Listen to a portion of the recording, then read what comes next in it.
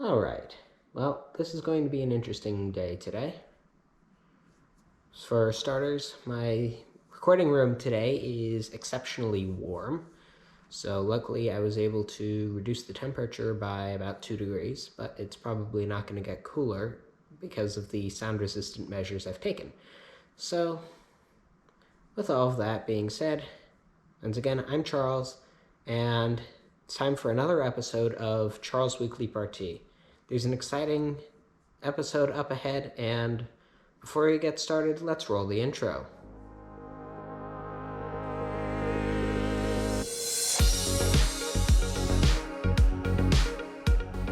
Alright, so today I'm going to talk about a couple of things. So architecture-wise, I'm talking about Pierresvives. Wait, did I say that right? No. Pierresvives in Montpellier, France. Now, if you're aware of this building, you may have seen a photo of it or not, but this is a work of architecture by Zaha Hadid Architects. And I saw it when I was looking at some architecture work, and I said, I have to talk about this. Because I looked at it, there are not a lot of reasons for me to go to France, but this particular work of architecture is. To roughly translate it, I'd rather, if I go to France and I can see one thing, it would be this building, not the Eiffel Tower, this one building. And I think really that speaks for its unique form and elements, I guess. So the name Pierresvives translates to living stones. And that's because I believe it was the client, wanted the architecture of it to represent the fact that the goal of the building is to work on living stones or humans. So personally, I find that to be quite interesting, having everything of the building focusing on building up human knowledge. And focusing on that is really interesting.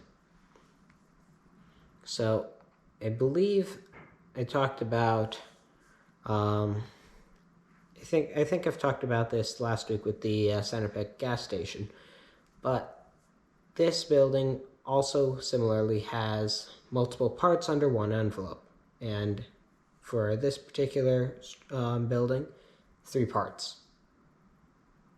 Now, what I love about the building is that isn't exactly evident when you glance at the building from a distance, but as you get closer, that little feature gets a little bit more noticeable. You can, at that point, tell that the building is actually 3 sort of functions all in one envelope. So those 3 functions are an archive, a multimedia library, and a sports department. So when I heard about the sports department piece, that got a little bit of a question mark, because a library and an archive, yeah, those 2 I've seen put together a lot of times. A sports department, that I haven't heard included in with the other 2. So I think it's a strange combination, but it makes sense the more you read into the building. Unfortunately, I wasn't able to get quite as much information as I wanted to on the sports department being in there, other than the fact that it's, realistically speaking, there. But when you have 3 functions, it makes sense to use 3 primary materials. And the 3 materials I'm talking about are concrete, glass, and steel. Well, that sounds like the modern recipe for buildings. It's a little bit more than that. Exposed concrete is not often seen in buildings. Usually the areas where you see exposed concrete as is are things like a parking garage or a mechanical area or another sort of area that you wouldn't be expecting to be highly transversed or highly used. So think about it. Most places you walk into, you're not just going to see concrete walls straight off. Obviously, with a bunch of larger stores, you're going to see concrete floors. But other than that, concrete walls, not as much.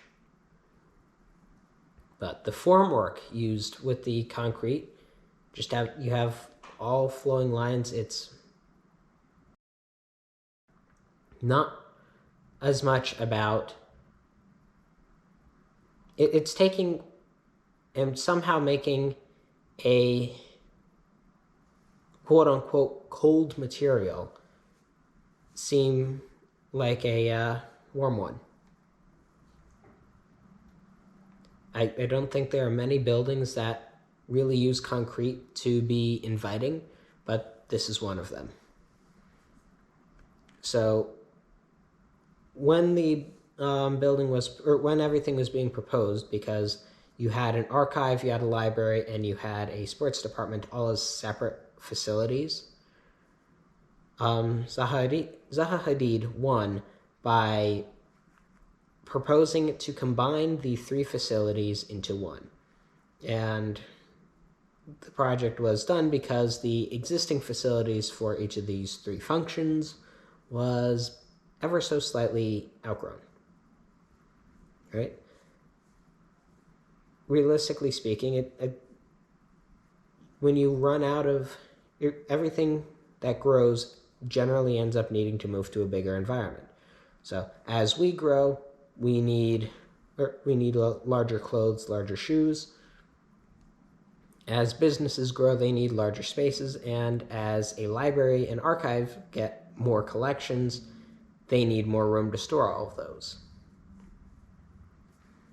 So, and this is where designing for the future really comes into play, because a lot of times if you walk into a building, if you were to walk into a brand new building and say, oh, why are there so many empty shelves? It doesn't make sense right off the bat, but it's a future design. And when I say future design, I mean designing for the future.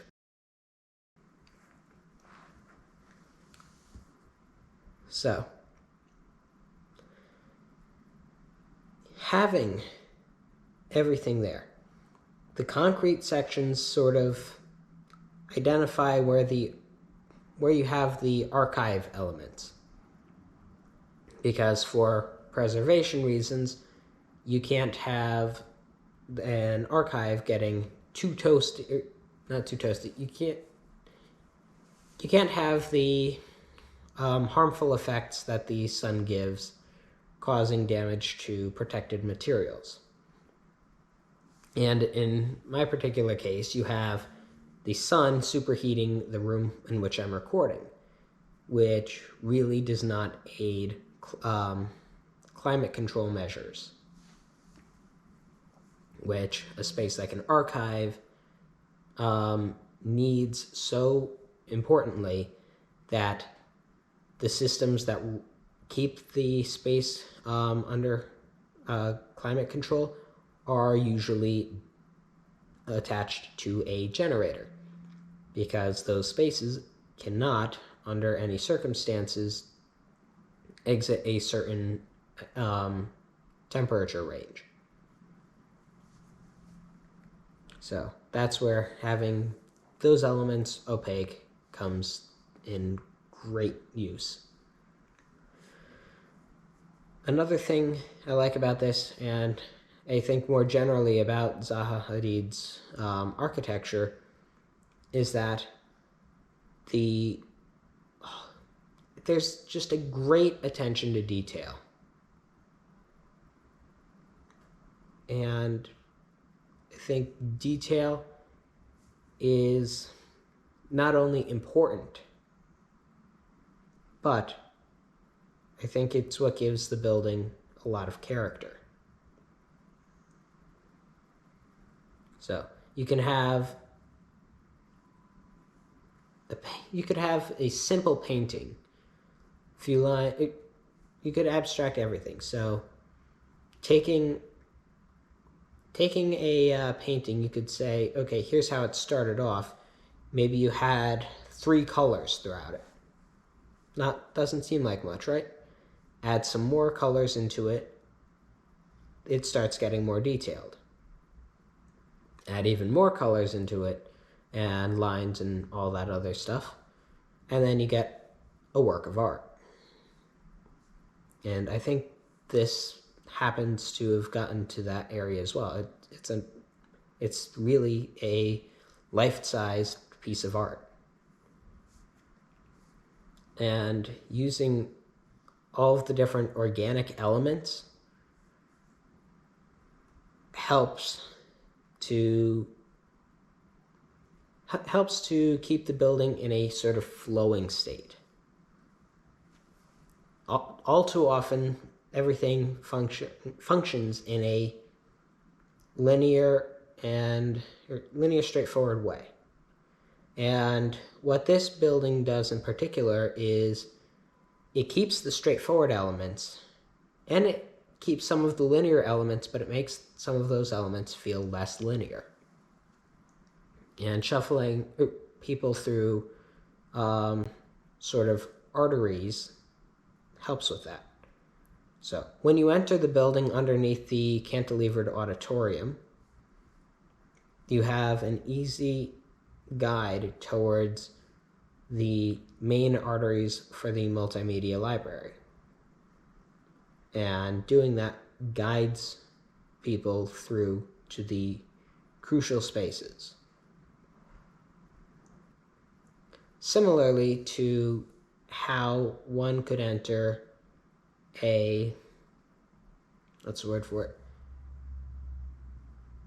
If you enter a store, right? Most of the times, a couple of elements are very quickly located inside of the entrance. So, one of those examples is the customer service department, and another one is usually restrooms. So, by doing that, putting everything at the main artery, the main entrance of the building, or main entrance where you're going, maybe you have multiple entrances, but using the primary entrance to have that have those elements present. What that does is, first, it's sort of saying, hey, customer service is the first thing that you should be thinking about. So if you think someone has great customer service, then you're more likely to spend a little bit more money. And bathrooms, for obvious reasons, because shopping in it can make, if that's the first thing you need to do when you walk in the store, makes your life a little bit easier and makes you more likely to spend more time shopping. So similarly to that, the important elements of the multimedia library are present right off of the primary artery. And just to convey how strong the artery is, there are escalators running up to it, or up and down. So that symbolizes or shows just how much throughput is expected through this particular area of the building. So one doesn't necessarily think about how some of these elements are used right off the bat, but by inserting certain things at the forefront of the entrance, helps to make a good first impression. It shows that The escalators are there to guide you to the primary aspects of the facility and other areas. So when you're walking up to the building, you're walking under the cantilever. It sort of prepares you to be taken into this building envelope. So another piece is that throughout you have sort of concrete areas separated by glass throughout the facade of the building on all four sides. And I think that helps to separate. You have areas that can't have the daylight, but it makes sure that there's daylight where there can be. This daylight just helps make everything just a little bit more peachy, inviting, comfortable, and warming. So can't complain. I can't complain too much about daylight, although doing it efficiently is important so that you don't accidentally superheat a room. So working on that, I think it's interesting. And one other piece of the building that really caught my eye, throughout a lot of the hallways and arteries of the building, you have lines on the floor that connect to doors, connect to other rooms. So it really feels like the building is connected. And I think that would be the fun part. Right now, I kind of want to go to that building and walk through the hallways and just see where all of the different lines lead to. So may not sound as interesting for some, but for me, it sort of stands out like a circuit board.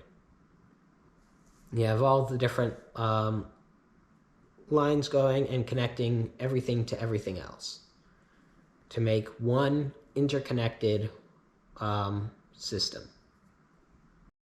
So doing all of that, I think the building is very certainly rational. Everything is laid out in a rational way.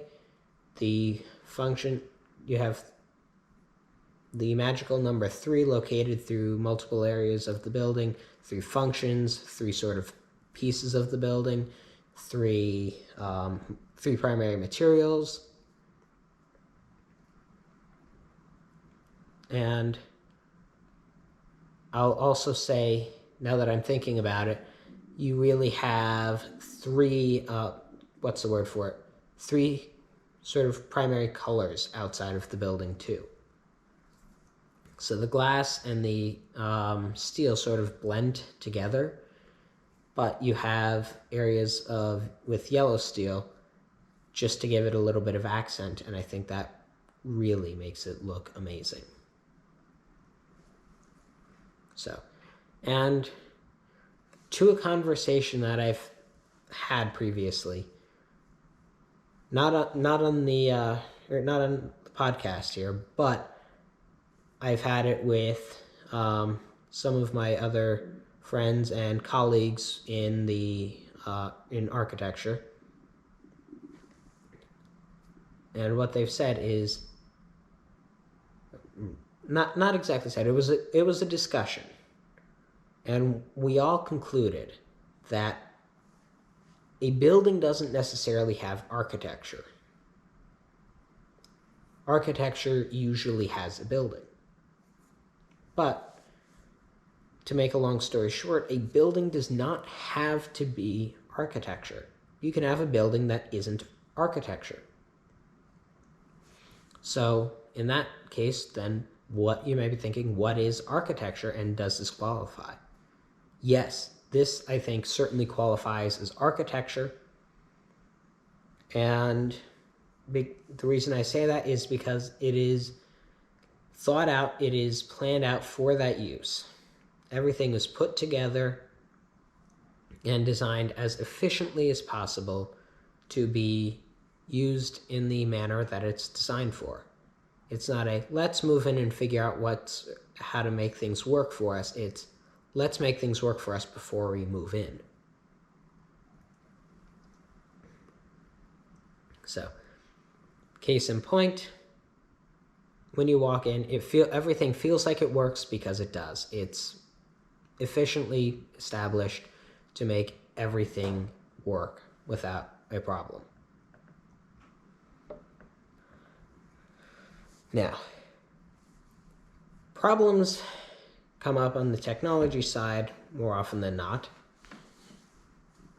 And one of those happens to be data breaches.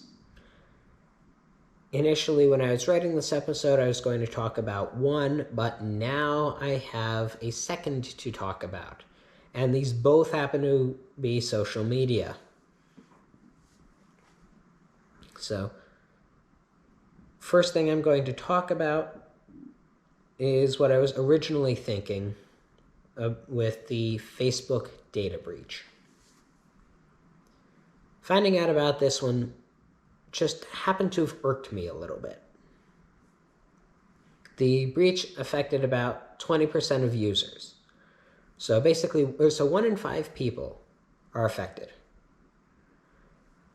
And for most people who have a household of, let's say, 4 or 5 people, it's basically saying one person in every house happens to have gotten whacked with this. And I call that a big oops. So the data that was leaked includes names, emails, phone numbers, locations, dates of birth, and relationship statuses.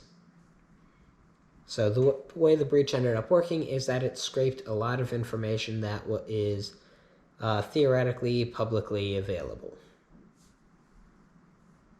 But still, scraping is technically a violation of the terms and service in case you happen to have read them. So the breach actually occurred in August 2019. So I shouldn't be speaking about this now, and finding out about this as recently as I am. But this is when things end up coming to light because the data was just released for free, which means anyone who has access to it can get it and use it for whatever purposes that they deem necessary. And generally speaking, the uses that you'd use them for are not exactly going to be what I'd call legitimate, straightforward, and trying to find the word for it. Nope, can't find the word. All right, but nothing good is going to come out of having this aggregated data just available for free. No questions asked. So, the vulnerability, according to Facebook, has since been patched. But what I take a great issue with is that Facebook has said that it will not notify users.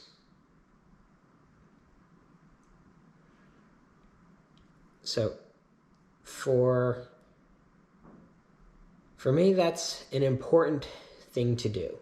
If you know that someone's data has been leaked, you should be telling them so that they know to be careful, that they know to keep their eyes open.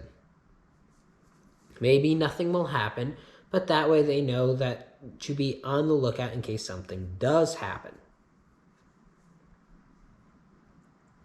So, if at any point in time, your information that's not supposed to be accessible to the whole wide world is accessible to the whole wide world, and included in that group are people who have malicious intent, I think I'd like to know. So, while nothing along the lines of credit card numbers, there are people whose phone numbers have been leaked. And for people who go to lengths to keep their cell numbers quiet, because especially the higher up the food chain you get, your cell number becomes a little bit more important. And that means more people would like more people would like to get their hands on it. And obviously, if you are if you're higher up the food chain, you can't be having everyone and their mother calling you around the clock. So having phone numbers accessible, that can be a problem. And yes, people can go through the work of changing their phone number, but I don't think I'd like to be inconvenienced in having to do such a thing. So, yeah. Even though Facebook hasn't let people know, hey, your data is in this, you're one of the 20%, sorry, or you're not one of the 20%, you're good. That's just, there's another way to check. So on your own, you can go to a website called Have I Been Pawned, spelled, or Have I Been, and then the last word is spelled PWNED. So that website allows you to check for free whether or not your email or phone number has been included in a data breach. So this website was created by Troy Hunt, who is an Australian security consultant and a trustworthy name for this purpose. So you quite literally, I did this to make sure that I wasn't included in the in the data breach, but you can go there, type in your email address or your phone number. That's all you need to do, and it will tell you if that information was included in a data breach. And not just this one, but previous ones as well, which I found useful because there was another company that ended up being hacked that had for lack of better words, had passwords leaked. So upon discovering that, well, I changed passwords. So obviously this does go with other best cybersecurity practices for keeping your accounts safe. So for starters, use a strong password always, preferably, and so strong password, you want at least 8 characters with uppercase, lowercase numbers, and special characters. And ideally, it's something easy for you to remember, but hard for other people to try and guess. So for that, basically, don't use your name, your date of birth. Definitely do not put any part of your social security number, credit card, bank pins, all that into a password, because if your password does get leaked, now that personal information is at risk. And if you thought you had a headache having to change a password, it's a bigger headache if you have to now be on the lookout for identity theft, because certain things are protected, other things are not. In the event of the Target breach that happened a couple years back, and when I say couple, I mean a few, the fact that credit card data was released enabled, meant that Target had to pay for everyone who had been affected by the breach to have identity theft protection. And the reason for doing that is obviously because sensitive personal information is now out there. So you kind of want to have a little bit of peace of mind. So if you can't keep the protection in place of the data, then you should be paying for other protection for the people who've been hit with this. But if that data wasn't included,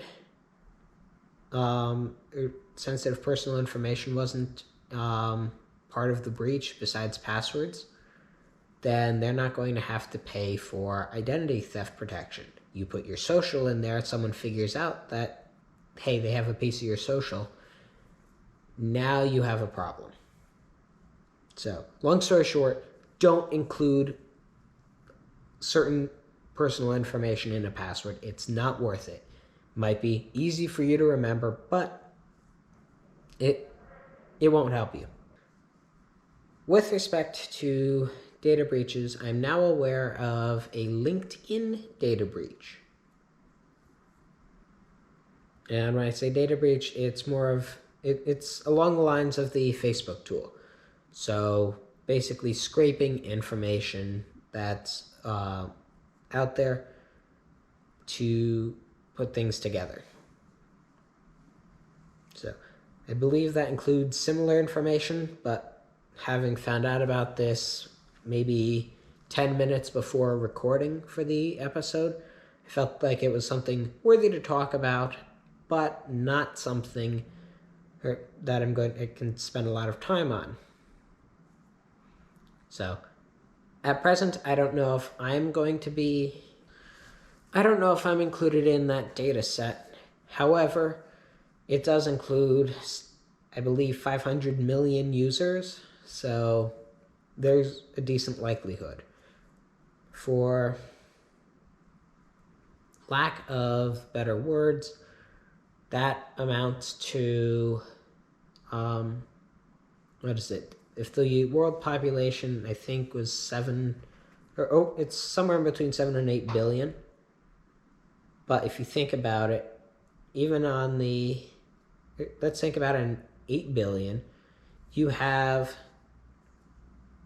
a 16th of the people in the world affected by this. So 1 in every 16 people. That could roughly translate to, I don't know. Basically, if you were to think about a school, one person in each classroom, obviously would have to be a high school or college because of age requirements for having a LinkedIn profile.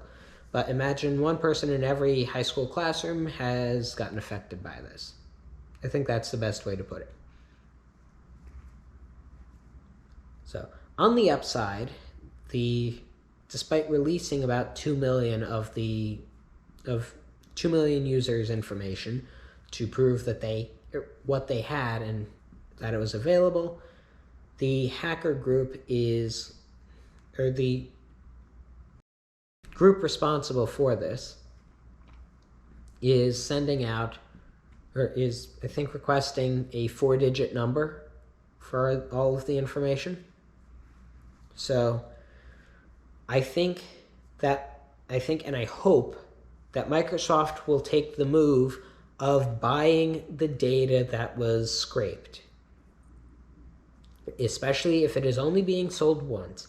It would be very intelligent, I think, for Microsoft to just buy the data outright, and then, yeah, you had a little bit of an incident, but you spent money and you purchased your data back, and now it's not there to be worried about. So hopefully that will repair their situation a little bit better, although I'm sure they'll be fixing the vulnerability very soon. Speaking of things to repair, Louis Rossmann is currently working on a GoFundMe for $6 million to try and get a direct ballot initiative worked on in Massachusetts for right to repair. So the basic principles of right to repair are that you get to choose where your device gets fixed, and certain repair documentation is available to you. Now, things like the right to repair already exist in locations such as the automotive industry.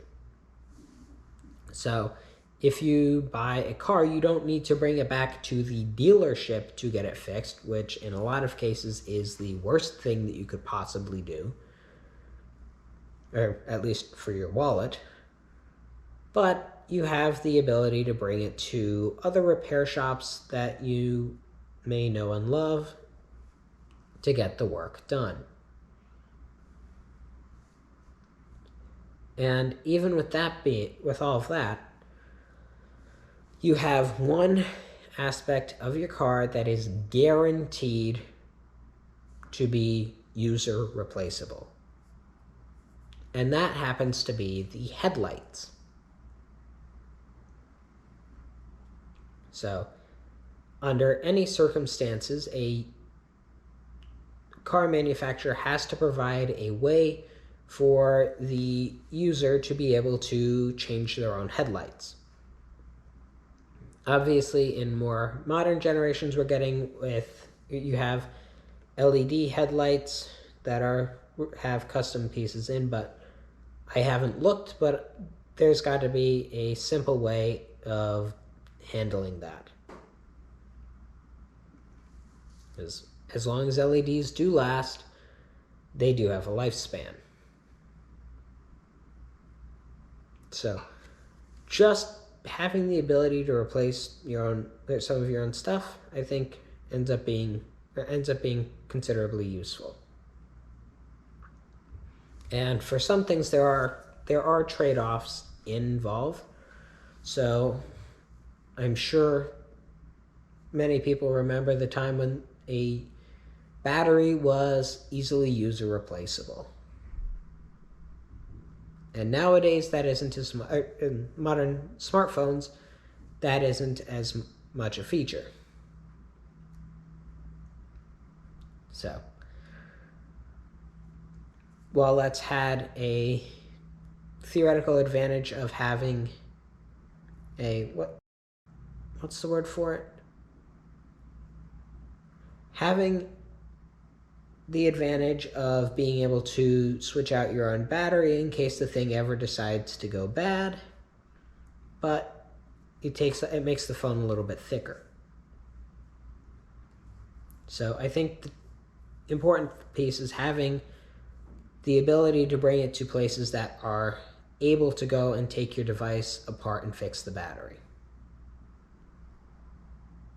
So where that's leading, I don't know.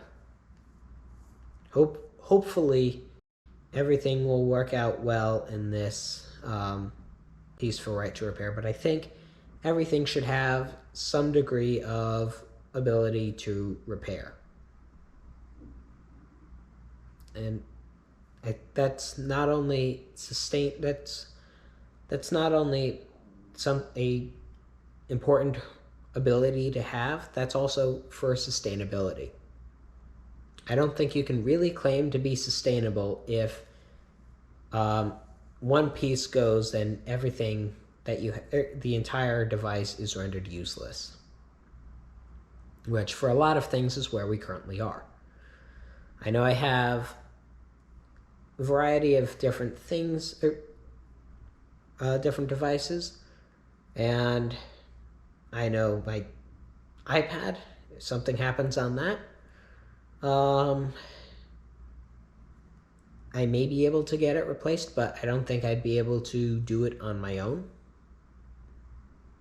But I know that Apple's probably going to charge me an arm and a leg for it because I don't have Apple Care on it. But to make matters even more interesting, or on the other end of the spectrum, you have something like a desktop computer. So if the storage drive in that desktop goes bad, and I'm saying desktop as in a custom-built desktop, if the storage goes bad, assuming you're keeping backups, which you should, and that's a whole different topic, I open the thing up, take the old storage drive out, get a new storage drive, put that in, and I'm good. And where a lot of devices are getting to now is that you don't have that ability. And sometimes that's because things are soldered onto the motherboard, and other times that's just because things are basically sealed up. And that's where you get into some of the trade-offs areas. So where I'm nitpicking on this, I think, is I know I've had laptops where I can upgrade the storage, and that's actually been a useful option, because if hard drives were permanently attached, there would be a lot of laptops that wouldn't be as useful today. So I was able to keep a laptop in use for a longer period of time just by switching out the drive to a solid state one. And I've done that on 2 laptops now, and that means for both of those laptops that's the difference between sitting on a shelf and actually being used, which is considerable.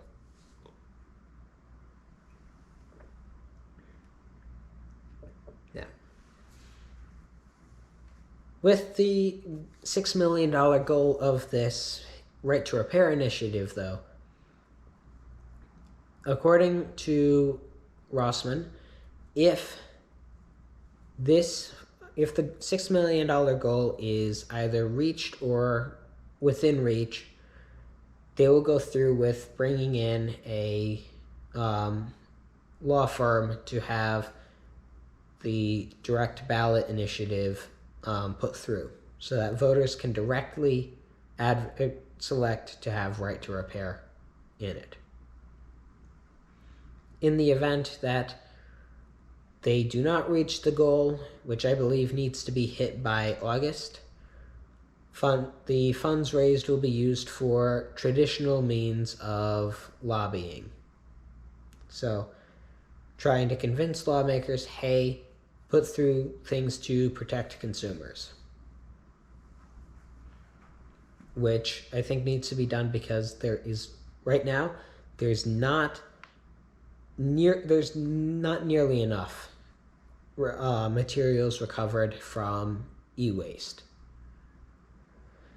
And with electronic devices being more and more common, we're going to run into issues if we can't reclaim some of the rare earth metals.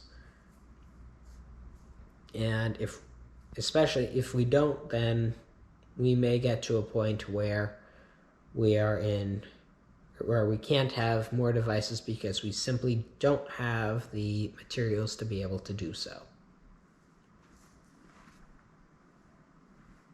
So,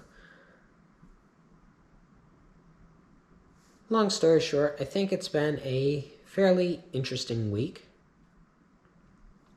A little bit of data breaches, a little bit of Zaha Hadid, which is definitely more enlightening. And other than that, I think that's that for the week. Wasn't planning to mention it, but now that the thought hits me, Apple has announced WWDC 2021, and it will be done, I believe, in the early part of June. They published the date range, but I don't remember what that date range is off the top of my head. Similar to last year, though, it will be all online and all for free. So if you're interested in learning about possibly going down the developer route or learning about software development, at least for Apple, I think there are several things that could be interesting to put through or to look at for the event. So looking forward to it, and I know I'm sure Apple's going to have a keynote during that, and I'm absolutely looking forward to whatever they decide to announce.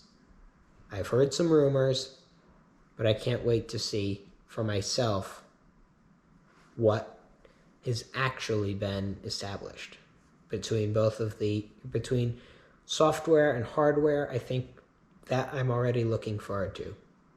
So only have to wait about 2 more months for that.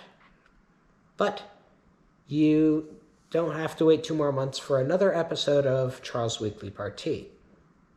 So in order to know when the next episode is released, make sure you subscribe. You can go to anchor.fm/CharlesWeeklyParty, where you can listen to all episodes of the podcast. You can interact by leaving a voice message, or you can support the podcast. Also, you can leave a review on Apple Podcasts to be able to tell the world that you've enjoyed listening. So,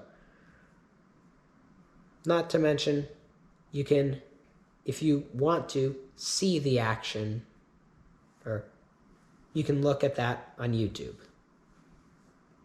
So, with all that being said, my party for the week is be digitally smart.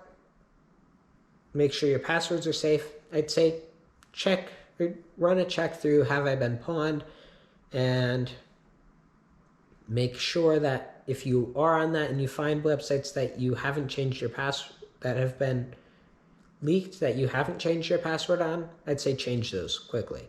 And if you have passwords that you know aren't strong, change those too. Because changing your password can't hurt. So make it something easy to remember and hard to guess. So take care. Enjoy the week. I know it's getting more spring where I am, so it's going to be a fun one. So take care. Let's roll the outro.